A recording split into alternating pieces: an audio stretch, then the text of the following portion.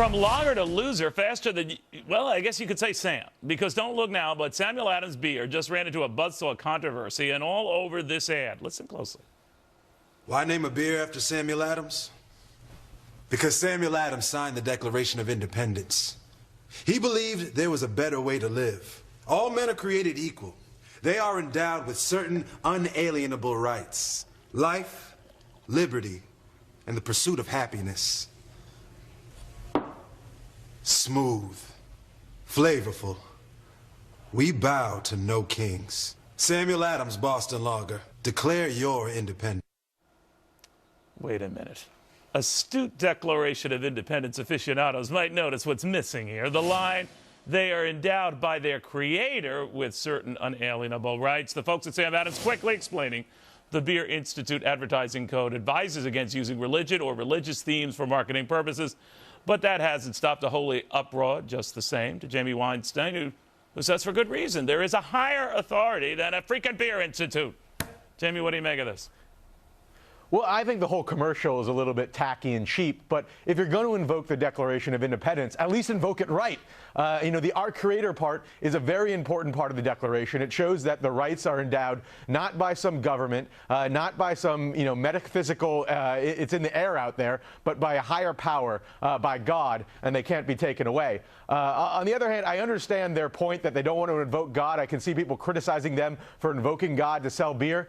But if you are going to, use the Declaration of Independence, use it right, I think, so people can understand exactly what it means. You're on a slippery slope when you're using the Declaration of Independence to sell beer anyway, because I always think Samuel Adams, right, wherever he is, God bless him, is like spinning in his grave, thinking like, all of this for beer?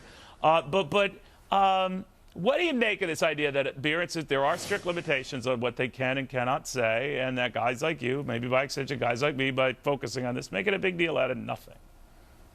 Well, I don't know what authority the Beer Institute has. I had never heard of it until now. I didn't even know, exactly. I didn't even know there was a Beer Institute, but I do want to become a member. But go ahead. Yeah, I'm not sure what power and what punishments they can mete out to Sam Adams for violating it. I do understand that if you invoked God to try to sell beer, that might rile some people up as well. But after all, they are invoking the Declaration of Independence, so maybe that they should invoke it correctly if they're going to do so. Yeah, but, I'm even going to give them a little slack of this. I try to give every benefit of the doubt, because, as you know, I'm Mr. Fair and Balanced, Jamie. And I'm thinking, all right, the whole Sam Adams beer thing is, Boston and New England and Patriots and all of this. And that this is part of the sort of motif. You argue they just crossed the line.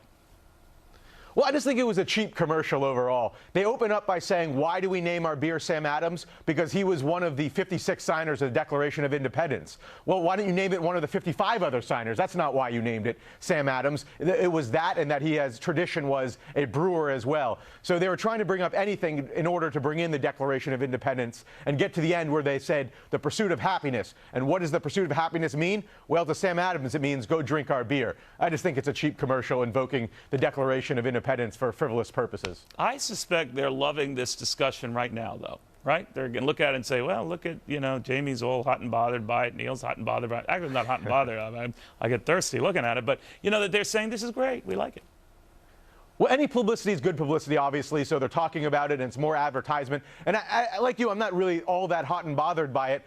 Frankly, I just don't think it's a very clever commercial. Yeah. There was a commercial during President's Day where they invoked the Gettysburg Address and used Abraham Lincoln and George Washington, Honda did. And that was probably just as controversial, but you know what? There's some cleverness to the way they did it. This here I don't think is all that clever. I'm more outraged by the Miss USA contestant and what that poor woman went through. But that's a whole nother issue. But, Jamie, always good having you.